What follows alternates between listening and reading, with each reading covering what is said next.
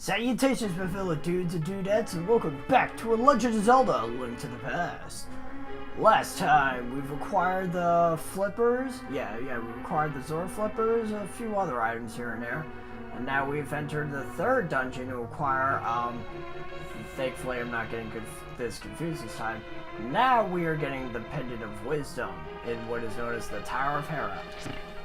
Now this is where the dungeons start throwing gimmicks into, this is where the game starts throwing gimmicks into each dungeon. As you can see with these, switches, that are spread throughout the dungeon. I'm about to die again. Well, thankfully I have, I'm prepared, but anyways, these switches, whenever you activate them, they will change to the opposite color, blue to red, and then red to blue.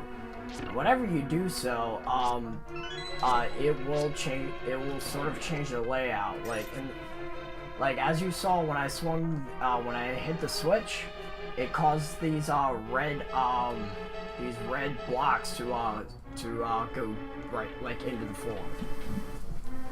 And if you were to activate, and as you can see, now the blue ones are up. The idea is that whenever you hit the switch, it'll like change as to where you're gonna be able to go. That is the whole gimmick with this dungeon. I mean, granted, like, we're gonna be seeing this throughout the entire game, to be honest. This is not the only time we're gonna be seeing this gimmick. It's actually in a couple of other dungeons later on. It's just that this is where it was introduced, and they use it quite frequently. These enemies, whenever you hit them,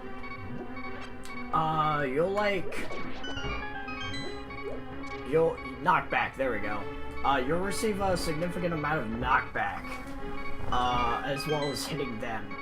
It's a good idea to, like, hit them into the pits, because it takes 3 swings of your sword to take them out, and simply trying to rely on killing them 3 times is kind of risky, especially considering how bad the knockback is. There's another version of him that we're gonna see later, which are red and take longer to hit, so you really want to be careful with that. Actually, hold on. I think there's a way we can choose this. Where's my bombs? Okay, that doesn't work. And I think, yeah, I screwed myself severely. Whoops! Okay, I thought that, I honestly thought the tiles would block those, but I guess not. I just swing my sword a couple times so they stop flying at me. Once the 4 tiles stop attacking you, then the door opens. That can be kind of tedious, not gonna lie. Whoa! I'm gonna lock you guys in, make this a little easier on me.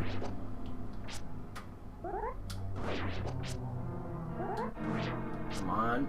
I really do not have the time to deal with it. Especially with how random their patterns of movement are. It's, like, really annoying.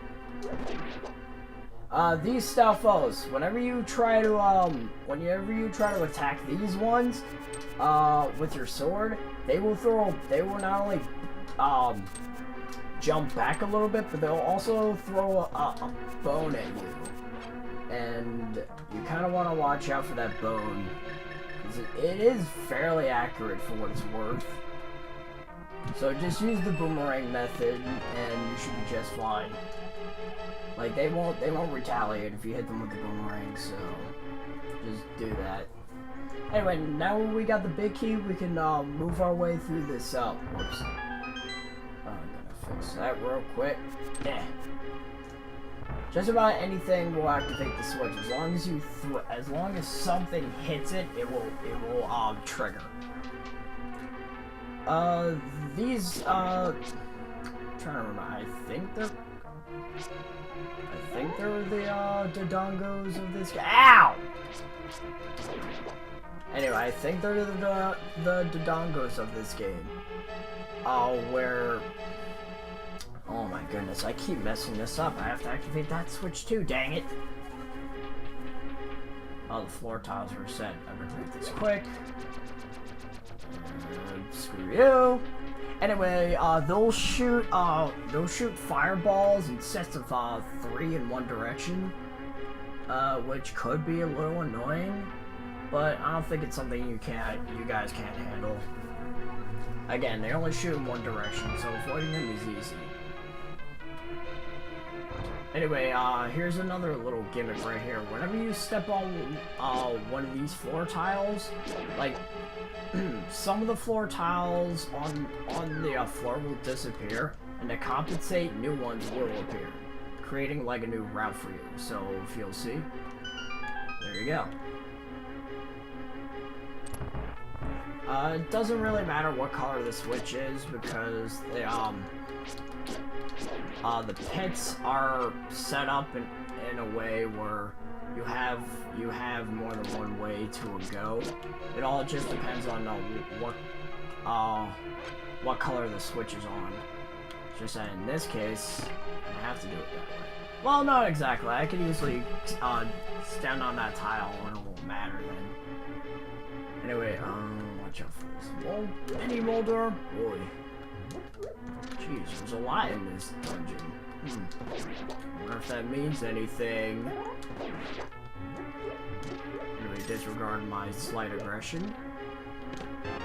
And we got our compass, alright. This way. Yeah, possible to take those guys out too. Keep in 2 things. The fireballs can shoot through like small little bars, and it'll also leave a small residue. So you really want to be careful with that. Alright, now we could easily just walk up to the boss room and fight him right now. The item in this dungeon isn't required to fight the boss fight, but it is required for the game. Oh my goodness, these guys are getting on my nerves. Go down the pit, thank you. There we go, that's good. Anyway, you activate that tile, and you want to fall down this pit in particular.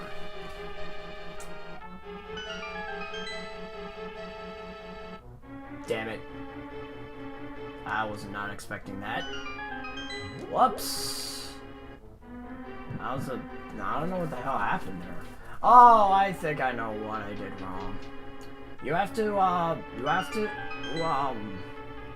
fall down his pitfall from the top, not the bottom, otherwise you're just gonna land on that. You're gonna land on those tiles and it's gonna change. Anyway, we found the moon pearl. This will allow us to this will prevent us from turning into Link the Hyrulean Bunny. As I uncleverly named the last part. But anyway, you will not have to worry about the curse of the can you hold on, I'm actually doing something real quick. There we go, okay. Sorry, like my laptop was on the brink of dying and I don't need my own Audacity crashing because of it. Anyways, now that we have our Moon Pearl, which allows us to stay in our normal form, it's time to fight the boss and... Oh boy! Moldorm! Just like the mini Moldorms, his pattern is very random. The problem is all the pitfalls are scattered throughout this arena.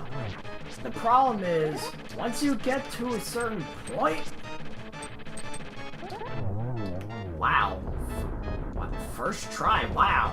My test run, this took me forever to do, but alright. Anyway, his attack pattern is extremely random. And when you get knocked down one of these pitfalls, you'll have to climb back up where his health is regenerated. So you have to restart the boss fight all over again. But I managed to get that on my first try. I'm actually pretty happy about that. Like, it's a good, like, if you can constantly keep your sword out, I think that reduces the knockback, and I think you can protect yourself from damage. Not all the time, but sometimes. You won the Pendant of Wisdom. With this, you have collected all 3 pendants. Go now to the Lost Woods to get the Master Sword. Alright, we have done it. Heck yeah. Alright, that's pretty awesome stuff. Now, usually I would end it here, but I think we have just about enough time to acquire our new beautiful Master Sword. So I think we're gonna do just that, actually. So, if you guys don't mind, I will meet you back at Kakariko Village. Well, I guess more specifically above Kakariko Village. Oh, a bomb. Okay, that's pretty cool. Anyway, the entrance to the Lost Woods, or at least the one that we're taking for our current trip, is this way. Now, I'm sure you noticed a whole bunch of swords, like, plastered throughout the Lost Woods. They don't do anything, like, it's kind of funny, your character, whatever your character's name is, like, he'll pick it up, and it's like, oh, it's the Master Sword. Nope, it's a fake. LOLs. Anyway, what you want to do is you want to get up here. No you don't, that's a lie. That's a minigame, that's a gambling minigame, actually. If you, you can, I think it's like 20 or 30 rupees you pay, and if you win, you get a bunch of rupees. If you lose, though, you'll end up losing more rupees. I don't like risking it, because getting rupees in this game is fairly easy as is, and they're not for nothing, there isn't a whole lot to spend it on. Anyway, I'm gonna show off that little sword, thing. Watch out for this thief. This is it, the Master Sword! No, this can't be it. Too bad. You can throw it, though. Watch out for this jerk. But yeah, we're gonna go up here. This is where the Master Sword is going to be. Oh, look at all the cute little animals. That's pretty adorable. That's a really weird looking bird. Anyway, now that we've got all the pendants, it's time to acquire the Master Sword!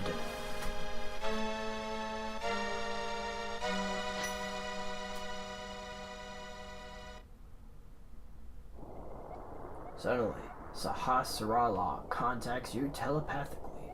Link, it is extraordinary that you won the Master Sword that makes evil retreat. With this shining sword, I believe you can deflect the wizard's evil powers. The destiny of this land is in your hands. Please, Link. Alright, we got it. We got the Master Sword. As for what it does, it basically increases the amount of damage your sword does. It has an extra ability, but unfortunately I can't show it off right now. But I think I'm going to end it off here. So, we've completed the Tower of Hera, defeated Moldorm on my first try, that was awesome.